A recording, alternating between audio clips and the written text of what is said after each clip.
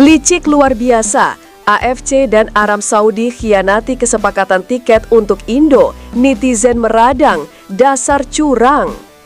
Jamin Indonesia ke Pildun, Presiden Prabowo bertemu Presiden FIFA di US, Trump belak-belakan tak mau Indo lolos karena tidak akui Israel. Simak informasi selengkapnya sebagai berikut.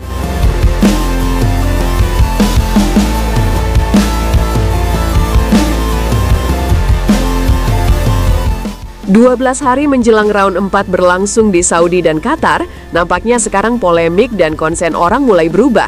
Kalau dulu ramai dan bahas soal AFC yang pindahkan venue lah, Indonesia keluar dari AFC lah, tapi semuanya itu nampak bullshit dan angin surga yang bahkan tidak ada hilalnya sampai saat ini. Ya, nyatanya round 4 tetap akan berlangsung di Arab Saudi untuk grup B dan di Qatar untuk grup A. Tentu ini bukanlah sebuah kabar yang mengejutkan, karena banyakan akun sosmed sekarang sukanya hanya nyari sensasi saja dan buat judul bombastis agar penonton mau klik videonya. Alah Min, lu ngomongin diri sendiri kah? Hehe, ya begitu dah, dan semua konten kreator emang banyak melakukan trik itu sih. Beberapa hari lalu juga ramai soal Marcelino yang tidak dipanggil ke timnas. Dari sana banyak komentar negatif dan netizen bermuka dua pada keluar.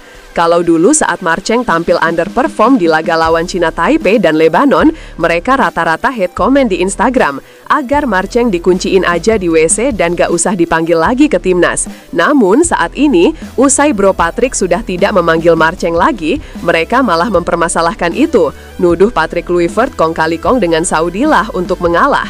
Terus ungkit masa kelam Patrick Kluivert lah yang dulu sempat ramai soal isu Judei. Ya, macam-macam lah komentar netizen kita yang paling budiman dan punya lisensi kepelatihan online. Sekarang isu seolah berpindah haluan dan pindah angin, karena isunya sekarang adalah soal tiket yang dianggap tidak adil. Ya, kita tahu sendirilah kalau AFC memang sudah menunjuk Saudi sebagai tuan rumah round 4 untuk grup B, dan mereka punya keuntungan dengan basis supporter yang diprediksi akan penuh nanti di stadion. Dari total 62.000 kapasitas stadion King Abdullah Sports, hanya 8% jatah tiket yang diberikan kepada Indonesia. Dan jika dikalkulasikan ke angka supporter, artinya hanya ada 4-5 ribuan supporter kita nanti yang datang ke sana. Tentu ini tidak adil dan tidak adil sama sekali. Enak aja sih Saudi udah jadi tuan rumah tapi pembagian supporter malah begitu. Takutkah manis? Hal inilah yang nampaknya coba diprotes PSSI dan coba mengatakan kalau AFC dan Federasi Saudi serta panitia untuk pertandingan nanti bisa adil. Melalui Exco PSSI Arya Sinulinga menyebut kalau itu sama sekali tidak adil karena jumlah diaspora kita di Arab Saudi dan bahkan Qatar yang masih cukup dekat berjumlah hampir 400 ribuan jiwa dengan cakupan 350 ribuan di Saudi dan juga 37 ribuan di Qatar. Belum lagi diaspora di Bahrain, Kuwait, dan negara semenanjung Arab lainnya lebih banyak. Jadi tentu jatah tiket 8% sangat tidak masuk akal. Tidak ideal kalau hanya 8%. Kami minta terus tambahan. Saya kemarin sudah koordinasi juga dengan teman-teman di Garuda Diaspora. Saya ingatkan kepada teman-teman untuk cepat tentukan siapa saja yang ingin membeli tiket. Nanti itu kami ajukan, ucap Arya Sinulinga.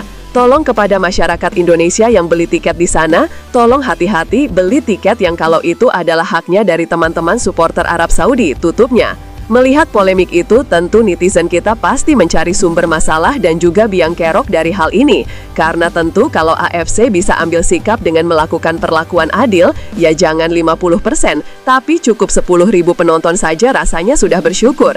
Tapi ini AFC nampaknya seolah diam, yang membuat netizen kita berasumsi kalau ini nampaknya kong kali kong dari AFC dan juga Federasi Saudi. Seperti halnya memang panitia dan Federasi Saudi lah yang menetapkan jumlah kehadiran penonton tim lawan di stadion, tapi gak tahu juga sebenarnya apakah ini andil dari AFC. Semua orang bertanya-tanya, dan apa salahnya diberikan keadilan sedikit? Maruk banget ini Saudi pengen ke Pildun.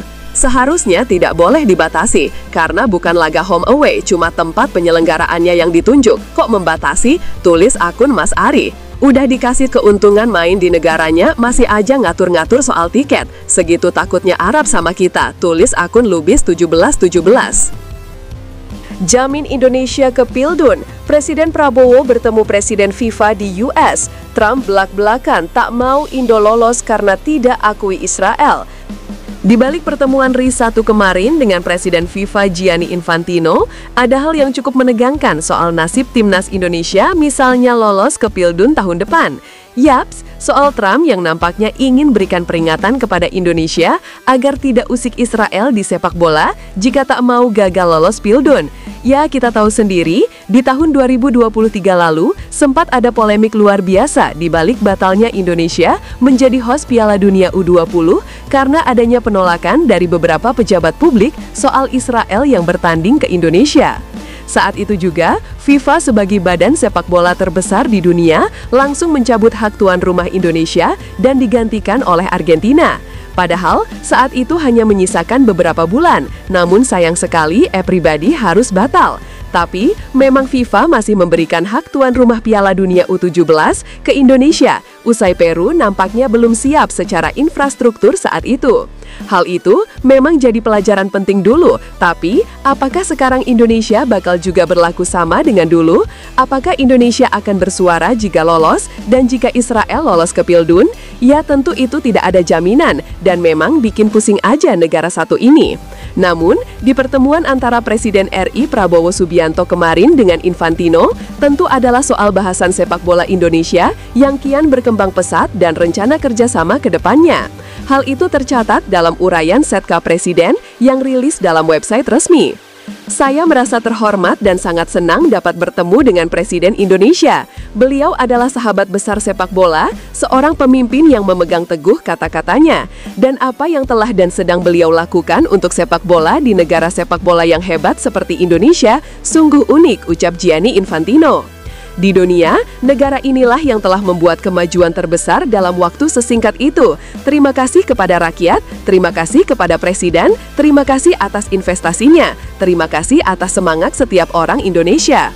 Kami berharap dapat melanjutkan kolaborasi yang fantastis ini untuk Indonesia, untuk seluruh ASEAN, untuk Asia, dan untuk seluruh dunia. Kita bersatu. Ini juga merupakan diskusi kami dengan Presiden. Kita ingin menyatukan dunia dan Indonesia memainkan peran penting dalam hal itu, tutup Gianni Infantino.